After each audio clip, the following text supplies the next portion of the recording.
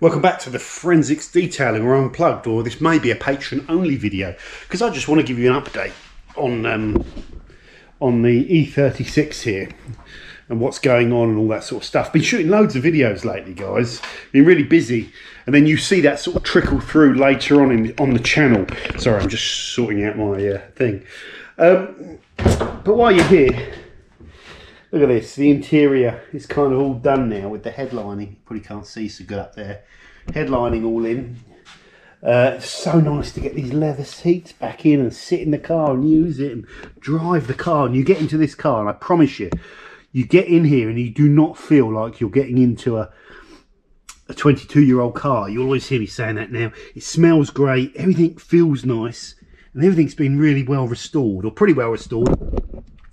I'd give myself marks out of 2. No, I better not do that joke. I'd give myself about 6 out of 10 for how well I did the headlining. It's gone in really well, but here, I was talking about it in another video, I'll talk about it, but there's limitations to using spray-on adhesives, where you spray on the adhesive to the tub and to the fabric, that once those two things make contact, you cannot make any adjustment. That causes problems, and that's why I think the professionals use they paint on the glue with a brush so that you can work in smaller sections and come off and stuff like that. So I talked about that. I'm going to do a video on how to reline those tubs. I've shot it already, informal one. So where are we with the car then, guys? So it's running okay, runs really good, drives good, you know, starts up. I've got that coolant error still that I've got to sort out. I get an intermittent brake light failure control check come up, and that's got something to do with this braking issue. There's a wiring problem somewhere in this car. It could be a bit of a bugger, that one. I figured out a way of connecting to the car, but I can only connect to the engine module, you know, and diagnose engine faults, and I can connect to the airbag module and diagnose faults with the airbag. I can't connect to the ASC module. Don't know why. I'm using the 20-pin. I'm using a 21-pin converter because it's ODB1 that connects to the standard ODB2 connection that goes USB into my laptop, and I run an old version of IMPA, and it seems to work, but not the ASC function. So I don't know about that. Car sits at a much nicer level now. I'll bring the camera down there. Sits at a good height now. Drives better as well. Not still quite a stiff suspension, but not brutal, not bone shattering. Got these interior door cards back in. Told you I smashed one of these pockets. I smashed one of these interior pockets. You've got to be so careful with these. They are like chocolate. So I smashed that to bits, scoured the world, every single breaker out there, trying to find beige pockets. No one had them. No one had them. So I eventually gave up on all the breakers, went and bought 2 beige ones. So I've still got the original, 2 grey ones. So they don't quite match, but it's okay. It's not that bad. I've got the original beige one in the cupboard over there. And I put it all back together again. The day after you put it all back together, a breaker messages me, I've got a beige one. I've got a beige one. Which is great in some ways, but it's slightly damaged. But I'll see how much he wants for it. If he's not asking for too much, I'll take it. And then I'll put both beige ones back in there. So that will even be a good little step forward. What am I doing today? I'm just going to try and adjust this wing. I need to figure out how this wing is bolted in and start figuring it out. So there's a bolt there I can see already. There'll be another one down there somewhere. There'll be a load of bolts through there, maybe even underneath, and all in the arches. And the reason being is I need to adjust this. So I'm going to start with all the bolts here and on the side and see if I can just do the old pull, because I only need to get this up about 2 or 3 mil to align. It just hasn't been fitted very well, and when you take, it might even be a breaker wing, or you know, it's been fitted and the alignment's just slightly out, and that's the difference between someone that knows what they're doing and someone that doesn't give a shit. So whoever put that wing on didn't give a shit, which is a very common problem, people not giving a shit. If there's one thing you're going to do in life, give a shit. It's important. My dilemma around these what are they called, wing mirrors. You can see how bad that is, okay? Now, ideally, it'd be best if I could go onto eBay and search for Cosmos Black M3 wing mirrors and find someone selling them a pair for like 200 quid or 250 quid and just buy them and then sling these ones away. These are, I think these are aftermarket. At least I can't see any part number printing underneath. I can't feel it. And that looks cheap, the way that's done. The way that oxide has got under there and come through so badly. That looks really cheap. So is it worth paying? End up, some body shop will end up wanting about 200 or 300 quid to respray these, and then that's what I think. Whatever you think it costs, double it, and that's how much it costs. So it'd probably be like 600 quid. Is it worth spraying this low quality part? But then I can't get the good parts, so you can never get it finished. Parts are a real problem for this car. Anyway, I had the PDR guy come in and he finished off the dent that I I got about 80% out, but I couldn't get the last bit out. He tidied that up for me. He took another few dents out of this top section here. Now below, that was important for me because below this line is where I want them to blend up to, or the best place to blend up to when I get this scab cut out and taken out. So that means that I don't have to worry about having all the glass out and taking these seals out, so that will pop off. They can just paint that, and that means they can also cut out any of this. In fact, probably might want them to cut. This feels a bit rusty in this arch. You might as well cut all that out while you're there. They're there. Get them to do all the metal work, all the dirty work, all the good work. Cut that rust out and get that all back done. And that's all I really want doing with the car. So it's rear quarter, boot lid, which I haven't talked about, which needs some attention, wing mirrors, and then just under here for some reason, this is where the latch is, and I wonder if the act of always grabbing that with greasy hands and touching the edge just opens up the paintwork or gets grease in there and moisture, and that's why it starts rusting at this point. I don't know. But I just want that filed back to clean metal. I don't want this whole bonnet painted because that'll add another significant cost, and you're getting closer to, well, you could do, but no, that's okay. So we'll just get that sorted. The ride height's been adjusted, as I mentioned, by the mechanic. Car has no major mechanical issues. The rear subframe is a bit crusty. Talked about that probably at some point. He said it's not worth trying to save that subframe. It's structurally sound and it's fine, but maybe look for a new subframe that's been powder coated or something on eBay, and then he'll swap it round. But it'd be good for a year or two before I have to worry about that. But something that will need doing. This car will need periodic jobs doing all the time. I don't know if I've mentioned about the electrical errors I've got on the car. I can connect to the engine module on this car and read engine codes, and I can connect to the airbag module on this car and read codes. I'll do a video about that. Can't connect to the bloody, pardon me, ASC module and read and I can't diagnose traction control and brake faults, and that's what I've got. When I drive the car, every now and then a brake check control light comes on. I don't know what that is.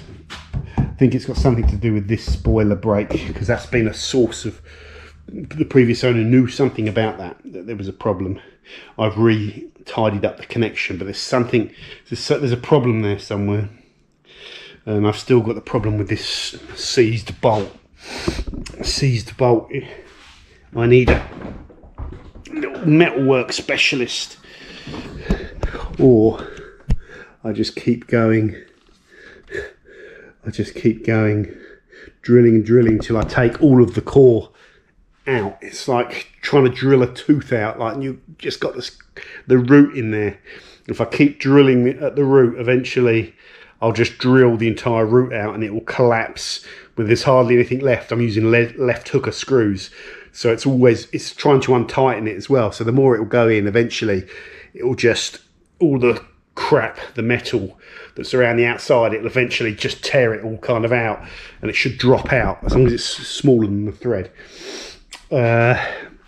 A lot of work, because ultimately I'm not sure if this boot lid is worth saving, because it's got some rot in it that needs cutting out again. So, but again, I'm struggling to find a boot lid. Really, I'd want a boot lid in Cosmos Black with this spoiler on it, and then they'll be ready to go. That'd be nice, but it's not. You can't dictate with this car how to do it. It's the availability of parts is a real problem. It needs a little touch up in there as well, and I'll do that. That's a little tricky one. That's the OEM paint failure as well, actually, as far as I can see. But there we go. Yeah, it's an interesting one. Really love the car. Really love this car. It feels a bit down on power to me, but I think it might just be the step down from my current E46, which is running about 230 brake, down to this engine running about 192. But they're both six cylinder. It's a 2.8. It feels like something's holding it back. I'm not sure what. It just feels a bit restricted. I know maybe it's the intake.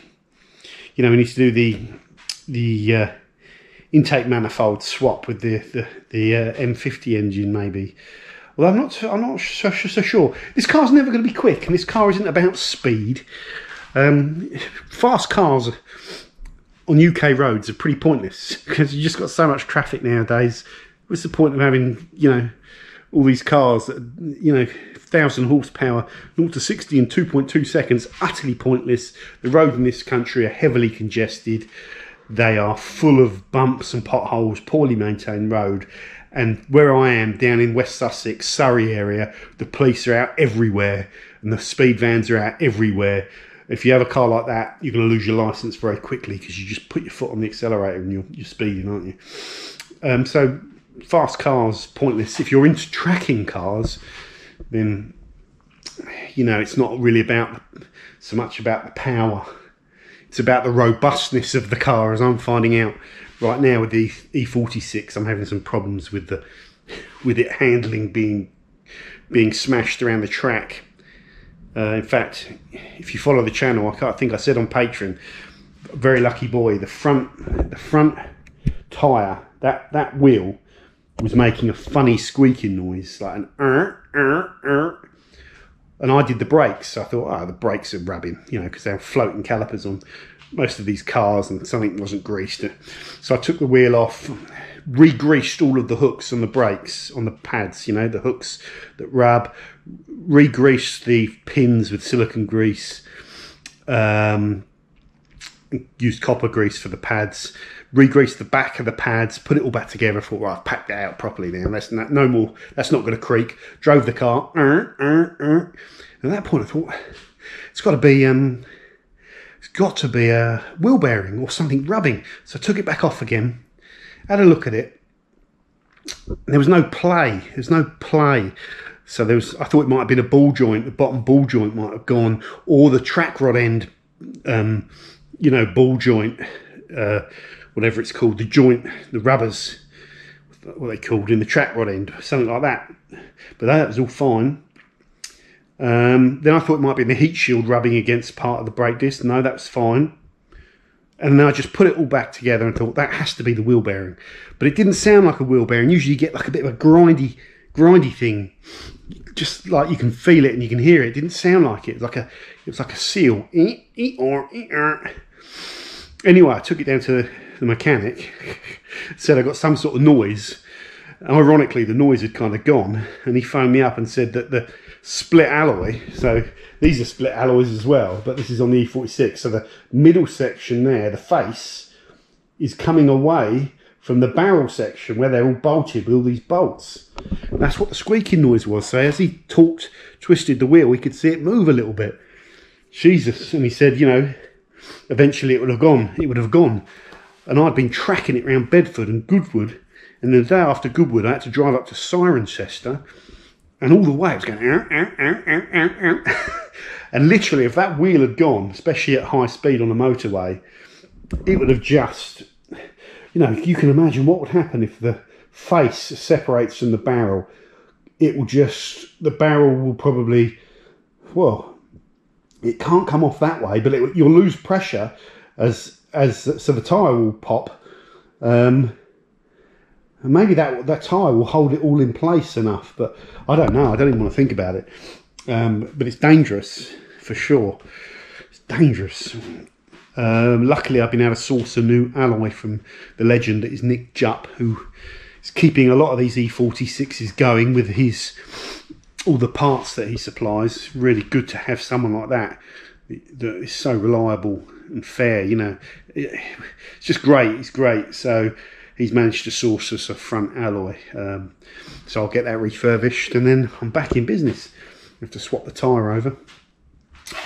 It's all money, that's the problem. And that leads me on to the subject of having two old cars. Owning this car here is a real challenge. It's a real challenge because it's constantly, I say I haven't owned it that long, but I know what it's going to be like. It's going to be, I'll get it to a certain standard and I'll need to keep on top of it and investing in it, which is part of the fun of ownership. But it's a lot of work to sort out all the niggles. It really is. You've got to be meticulous. You've got to write them all down. You've got to work your way through. You've got to keep going. And you can't settle for sort of, you have to be kind of quite meticulous about everything if you're going to get it done correctly. You know, you can't bodge it, and that all costs money. But the problem with the E46 is it's a similar age. And it's got just as many issues, but I'm absolutely smashing the E36 around a track, constantly hammering it, and it doesn't like that. You know, it needs even more TLC if you're going to keep smashing it around a track, and I can't. So really, what I think is the best compliment for the E36 would be a newer car. So I have a very new, reliable car that I can hammer, I can smash around a track that I'm not too proud about, but I like. And then I have this as my Pimp My Ride Mobile, which is a lovely looking car. This is, everyone's got an opinion on everything, and you know, part of the game is giving your opinion and stuff like that. But these cars are stunning to me, to my eye. The lines on them are just so beautiful for their age. I find these cars a lot more beautiful to look at than the modern stuff, which I find is nice. They're not done, they're not going to get it awfully wrong, but it's kind of all like the styling of the modern car. It's all plasticky and sort of it's all merged together at the front, and the bumper's kind of merged all in with the car, whereas you see all the panels on this, you sort of appreciate the lines a bit more. And I love this rear quarter line of the car. That's a beautiful part of the design, but it's actually nice when it sits low as well. Just a stunning looking car. And I'm telling you, this turns, the E36 turns more heads than the E46. Well, this coupe one does anyway, maybe it's the alloys. But the E46 Club Sport turned more heads than the 140, which was a lovely looking car, wasn't it? Modern hot hatch. So I think people have an appreciation for older cars, or an attachment to them. I certainly do. So anyway, guys, this was a little kind of update. Let me know what you're up to in the comments if I put this out on Patreon. And I'm now going to try and mess around with this wing and see if I can get it aligned properly. So you can see how much I've got to play with there. I've got to bring it up about 2 to 3 mil. So if you see another little clip that I overlay now where it's all sorted, it's been success. If you don't see anything, then it's gone horribly wrong and I've given up. I bet you it's going to be the latter. Because there's going to be more bolts. There's going to be more bolts kicking around than I can find. So thanks for watching. I'll see you soon. Bye for now.